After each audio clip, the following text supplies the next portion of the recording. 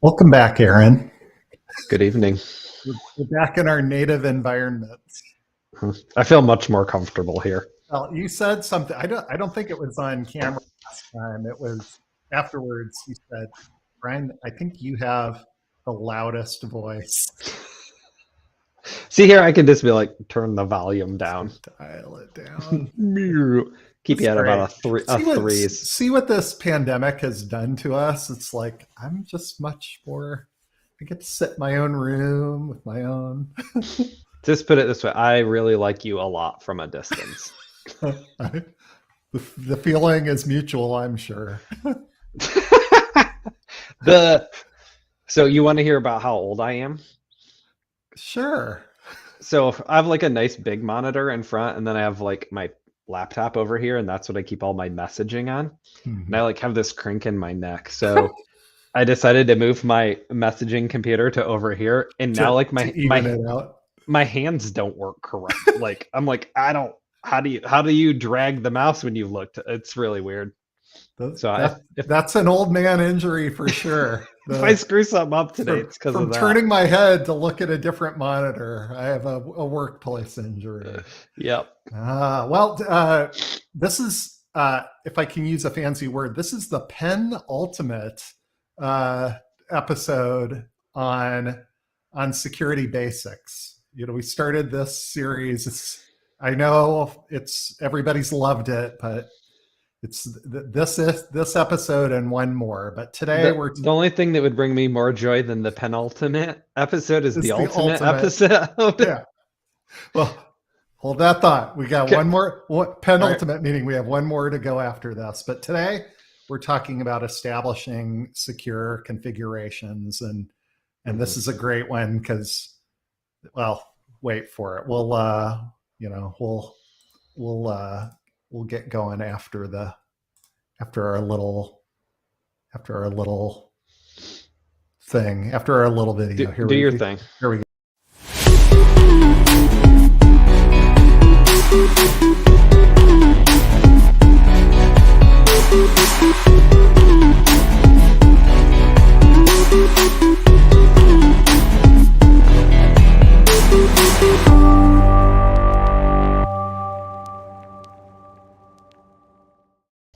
That video is a little self-important, but I love it anyway. Okay, here we go. Nobody else, but that's good. All right, so establishing secure configuration. Mm-hmm. In CIS, this is control number 5 of 6 basics. And they boil it to no slides today. Again, people will be not even meme slides. But this boils down to that it says maintain a documented security configuration standard or standards for all authorized operating systems and software. Sure. That's a great idea. Get right on that, right? So, you know, they're more advanced and more complex, but being in a basic, we're going to get back to, you know, that basic and maintain some sort of security configuration standard. And so I'd be interested to start with on your thoughts around, well, at a basic level, what does that mean or look like? And maybe we'll start with what systems and software. That's pretty broad. Authorized operating systems and software, pretty broad. Yeah, well, and then that has an assumption that you have control over what's authorized in your environment. I think that ship sailed already. And that's not opinion based. That's Yeah. based on data. Not to mention, what is your environment Yeah, anymore? right. Yeah. Anyway, so let's set that Set aside. that aside. Okay. And then there's like this super academic approach. Like when I worked in telecom, we'd spend hours and hours and hours and days and weeks in a lab perfecting a Cisco iOS config for a 7600 router or something. Right. Ain't nobody doing that stuff now. Like, unless like they just don't have the resources. So I have an opinion about this. Lay it on me, brother. So you get tired of me saying this, but I think there's a small data approach and there's a big data approach to security configuration assessment and management. And I think if we have folks that listen to this, they might think like, Gal, Brian, and Aaron are stupid. And this is just an additional reason why they're stupid. Of like, if I took a person and sat them down and said, please build a security baseline for this, one, it's going to take you a bajillion years to go through all of your stuff and do that. By the time you're done setting that baseline, it's probably already outdated. And two, it's going to take months, weeks, years of attrition or rollout to actually get that in place. And so I think this is a thing where we need to have the capability. When we talked about software inventory, we have the ability to inventory configurations as well. And that we need to solve for that with some big data components so that we can do it more better and more faster. So all those words sound wonderful, but give me an example. Well, like, if we're going to go, let's see, even if I come to your house, which I'll never do again,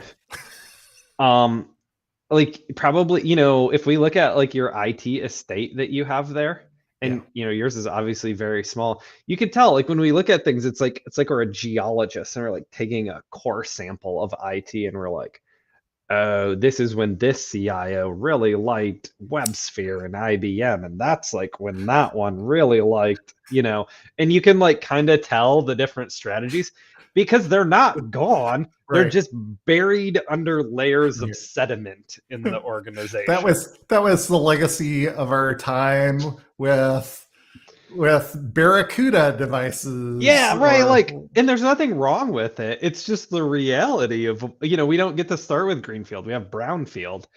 And so if you're going to get like super academic about security configuration management, like just build brand new apps in the cloud where it's automated. Okay, thanks guys. Now back to reality. Right. And reality is this other world. And so I think if we use SIS as a baseline, we're going to cover 80% of our assets. And, as far as just the breadth of it, we got.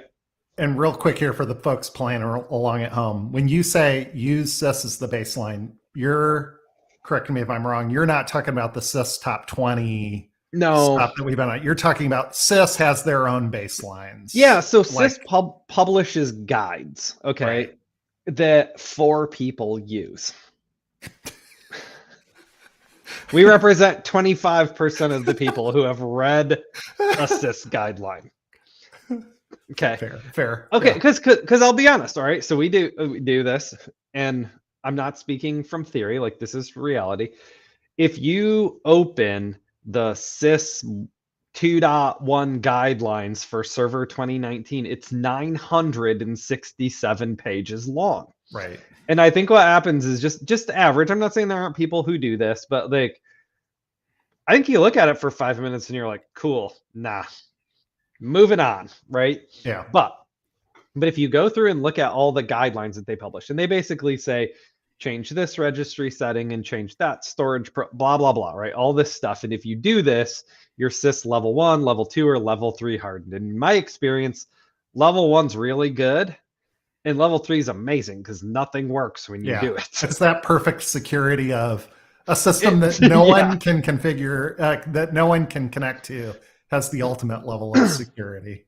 But if one were able to follow it, okay, they've got, different guides for Cisco and for Linux and flavors of that, and for, pretty much all of the Windows operating systems, and then some popular packages like IIS and Nginx and a few others. So Yeah. anyways, like if you did accomplished all of these guides, you're going to cover 80% of the stuff you have in your environment. And it's not perfect. The guides aren't perfect, but they're going to cover 80% of the security settings you should have on there. Yeah. I just think it's a labor task that's impossible to accomplish. Yeah. So as the old infrastructure guy, where I'm going to poke at that a little bit, I agree with you that reading, much less implementing any substantial portion of those CIS guides is pretty intimidating, pretty unrealistic. But I also think there are way too many organizations that build things artisanally by, that every router I build and every server I build by hand with hand tools. Yeah, based on my hopes and dreams and feelings. Amish crafted router configuration. Based on my hopes, dreams, and feelings on that particular day. And this to me even boils down to not just for security, for good IT operations and standardization and normalization, which will include the security normalization. I think the basic starts with, are you building routers, servers, and workstations? And we can go, that's not it. We can go beyond that, but are you building those things from an image or a script or a pattern, or are you building them sort of based on whoever got the ticket to do it? So let me pull on that thread just a little bit. Yeah, please. And so you're talking about having like good install media, good images. And when I think of that, I think of start with good. Right. And work backwards off of that. And I'm not going to call it bad. Like Ubuntu and Windows Server install media is not bad. It's just not good from it's just wide open. Yeah, it's just wide open, right? And so you're not starting with good. And one of the principles in lean manufacturing is that you never inspect quality back into a product. Right. And I think that's a lesson, a principle we need to apply in security, is that if we're not starting with something that already has good security built into it, we're just wrong. And that day where you're like, I'll come back and fix this, or it never happens. it just doesn't happen. Right. And we're kind of like deluding ourselves by believing in that. Well, I'm going to attempt to restate what you just said and say, if you aren't addressing hardening on the day that the asset comes to life, there's no better day. That moment that the new infrastructure comes into existence, there isn't going to be a better day than that to set, the core principles. But that to me is, if you were going to have a little project, pick one of the, Windows servers, Linux servers. Here's a good one. Start with have an image, or as we know, that it's further in my questions, but in the cloud world, we can go into the marketplaces, in the major cloud providers, and they're at least starting point. I can start with a sys hardened image, level 1. Because there are folks that take all these guidelines, put them into and create new install media that follows all the sys benchmarks, and then you just use that image out of the cloud. Yeah. But that's not really available if your servers or desktops are not running in the cloud. And so unfortunately, I mean, I'm open to your thoughts, but I think for your average IT operational folks, that means if you can't move to cloud, it doesn't help you with the brownfield. No, but that's kind of on you as an organization then to have good install media. Right. And we have, I assume, like as always, we have some impending wave of tens of thousands of Windows 11 upgrades coming. Right. And is that, how do we use that opportunity? Is that we just, yeah, sure, take the upgrade, because the upgrade's not going to fix any of the security settings. We'll get them upgraded, and then we'll figure out the dials and knobs. Or is that an opportunity to re-image, a portion of your attack surface with a new operating system, with a fresh install?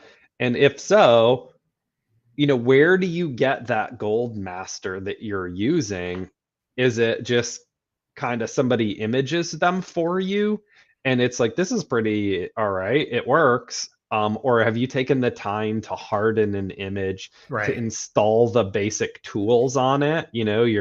Have your EDR pre-installed, have your SIM telemetry clients pre-installed, a lot of that. And I think that's a probably the way we're going to best handle it, is not going back and, we artisanally built these servers. We're not going to artisanally secure them. Yeah. We have to start with something good, and then through attrition, it's going to get better. Well, and I like your thought, if we're, like you said, the Windows 11 opportunity is an opportunity. That's one to, where do I go practice this basic? That's an opportunity to not be missed whenever that's going to come for you. For your organization. For your organization. And if you aren't looking at things like, maybe, what's my default firewall policy on my individual workstations, you got to be looking at, if you're not looking at what's my security set of tools, and don't try to get that baseline installed later. How does it start day one, minute one, with the security tools that I use in my organization? I think there's some other things. Again, the CIS guides are super, are somewhat helpful. At least try to figure, start with that. Start with the Google queries, but the CIS has at least the master set of the key things. But to me, firewall policy, security tools, probably, a lot of attacks are coming, a lot of lateral movements through PowerShell. So look at your PowerShell settings. And all that's covered in the CIS guidelines, of how to make that image. So it's just, are you taking the opportunity or not? And I think there are folks that are a little afraid of using the guidelines, because it's like, well, we already know that we need SMB1 enabled, because that's how our old Oracle 8C implementation communicates with our ERP. Okay. But there are a lot of other security configuration settings inside of a CIS image outside of SMB1 shares. And so when they find one challenge with that image, they kind of throw the whole thing out. Yeah. And I would argue it's better to, and probably less work in the long run, to start with a good image and back those settings down just a little bit. Okay, so you have to re-enable stuff. That's okay. That's just reality. Right. But if it's well, then we're just not going to use it because there's 1 out of the 800 settings, or 5 out of the 800. And I'd argue that you need to start with that and then make exceptions. And this is where we get into, is this mandatory or is this discretionary? Right. And this is an opportunity to go with, it's mandatory. You do this unless you make exceptions, versus discretionary. Everything's wide open unless you decide to close it down. I like your SMB1 example, and I've run into this a lot. It seems like more than half of organizations I've seen, maybe well more than half, still have that protocol turned on. And we know it's a very vulnerable protocol. I mean, it's like half of the Windows problems over the last come from SMB decade. Yeah, dude, it's 35 years old. Correct, right. And it's I don't know what will break, or as you say, there's this one thing that will break. I think that's a super important kind of concept of that we have to look more holistically at the having everything wide open. And I don't know what this is the thought process. Well, we'll dial it up in riskier situations or something. But will you? No. As opposed to, I think even in those environments, it's either I don't know what will happen with SMB, when SMB version 1 is turned off, or I tried to do it with a group policy. This I have heard. I tried to do it with a group policy object. And it broke everything. Well, I don't know if it broke everything, but we started getting service desk tickets. So we rolled it back. So we rolled it back. Yeah. So, and I take people through this, this always, maybe, never exercise. And so that's what we'll get, be like, well, hey, you know that you have SMB1 turned on 9,000 assets in your environment? Yeah, our this, that, or the other thing needs it. Okay, so a couple of questions.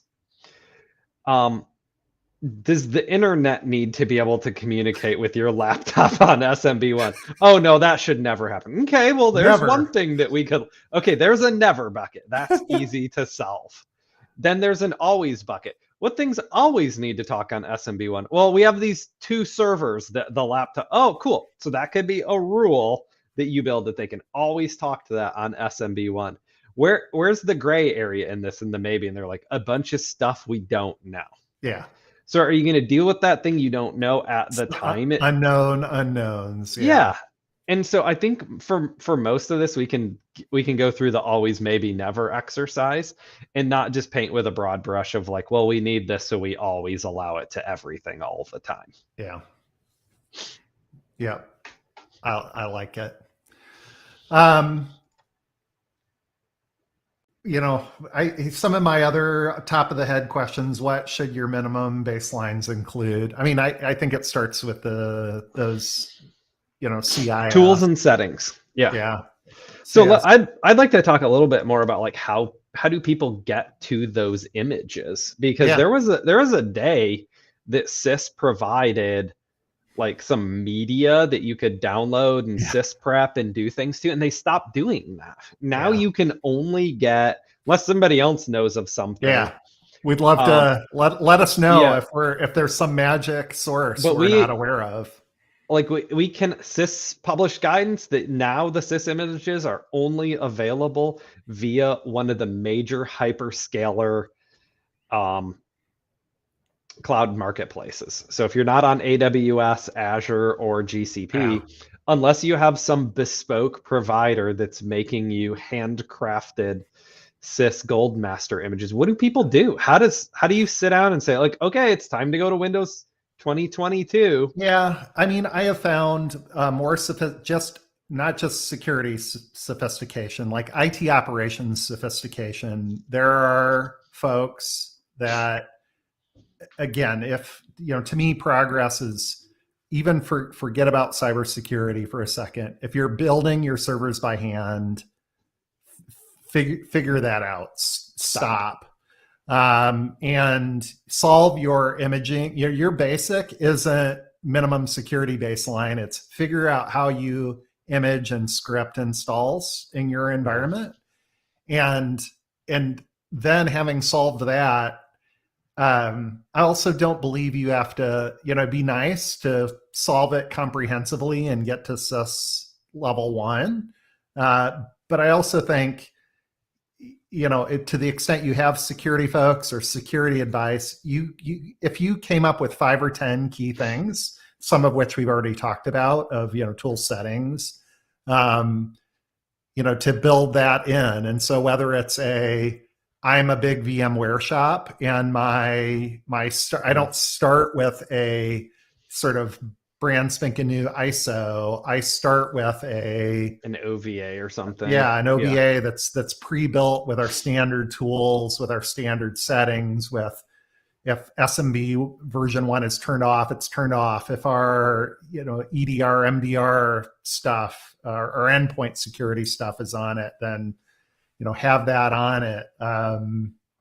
Okay, I got a curveball here for you. Yeah, please. So I'm not as good of an IT person as you. I'll admit that right up front. That almost feels like you're attacking me. Was that an attack? I'm admitting my faults as a human. Well, I know you well enough to know that IT person isn't necessarily a positive. I have great affection for the plight of our IT brethren. Okay. And our brothers and sisters. Continue. So my understanding is that in corporate IT, you buy a lot of vendor packages. Like, Yeah. hey, we got a medical record, or we got a ERP, or a this Yeah. thing or a that thing. Yeah. And those people, I shouldn't say those, that sounded aggressive. The vendor, the manufacturer of that are like, thou shall not make any changes to our system. Yeah. And you may not install your tools, you'll use these tools and you use this configuration, and you and that I can imagine like how that, like only a portion of your estate's actually under your control, like Right. you've put it. How do you handle that? Yeah, it is a challenge, and it's yet one more thing that sort of screams out for our attention. That so much of that, and it tends to be business specific stuff. It's not my Windows server. It's this, healthcare and manufacturing seem like they are ERPs full. run a whole bunch of Windows servers though. Now, I know, but it's all the buildup on top of that. That Mm-hmm. having a Windows server is the least of your problems. It's like I have this packaged system that should be cloud, but it's not. It's running on some appliance or some marginal server. It was installed and it is remote supported by a vendor, which is its own whole set of problems. But it's like this is for nurses to bid on shifts that they're going to Well, work. we see it in manufacturing a bunch of like this. They provide these machines and then they use some old jankety version of TeamViewer to get into them. And like, how do you manage that? So, you do the best you can of it creates all these, again, you start with insecure and then you try to build these individual artisanal guardrails around that stuff. How about like contract wise? Is there anything you can do like vendor management activity to? Yeah, that's a good point upstream to do some of this work. So if you could, you'd put, I've almost never seen this, but you'd put CIS level 1 controls into your contract terms and say, yeah, can I say like thou shall use this level 1 contract terms, or we have to explicitly agree to a variation from that? Otherwise, you're responsible for any. I mean, can you say that to a vendor, or do people? I mean, you can put all sorts of terms and contract terms. I've been around the block well enough to I've not seen it. I've not done it myself. I wish I had. I love it. People tend to, again, the standard in corporate America is to minimally build up, kind of this whole conversation we've had of like, oh, I need to add this contract term specifically around, we got bit. Somebody left their organization and still had access to our systems. You need to tell us when somebody leaves your organization. We add it. This gives me an idea. But is there, so like there's a sys guide that says you should have all these settings turned on. Is there some kind of guide that's like, if this is vendor management, these are all the things you should require of them? I know I just had to do this with a vendor for me that was like, we can't turn MFA on this admin portal on our website. Then so we went back to them and we're like, hey, then that means that you are taking on all the risk associated with this, which made them choke. But I feel like we're getting to a point where we have to do something like that. I think so. And I will say, again, I've seen every organization artisanally builds up their own contract terms. I have not seen such a thing may exist in certain specialized industries. Like my banking regulator requires that, I put the following kinds of contract terms in, but I've not seen an industry standard and I've not seen a good resource for that. And I think I'm looking, we built a plan of topics for this year and I have one called Contract Terms for Cybersecurity. We should find somebody that knows something about that. Yeah, we should find somebody that we have some friends we can call. That's one, I could bumble through it, but I know some good IT contract attorneys that might be really smart on such things. So I think so. That would be a good topic as well. But yeah, I think building these baseline, not just for us to have and to build technically. I like that premise of where do you put that in the organization? In especially as so many of these things are outside of our control and outside of our Well, and just organization. like security isn't the sole responsibility of the security team, legal and vendor agreements with third parties aren't just the responsibility of the legal team. Right. And what tools can be used to empower people to be more secure? But I think that's a topic for another day. But it goes along security configuration management enforcement with Yeah. vendors. I think it fits in this space because an important way to think about what you just said is I can go try to do all this work and take it on myself. But, the force multiplication of if I could get something like either good detail terms or even better, if I could specify SIS level 1. And by the way, that's getting less and less crazy as many of those external providers are using cloud.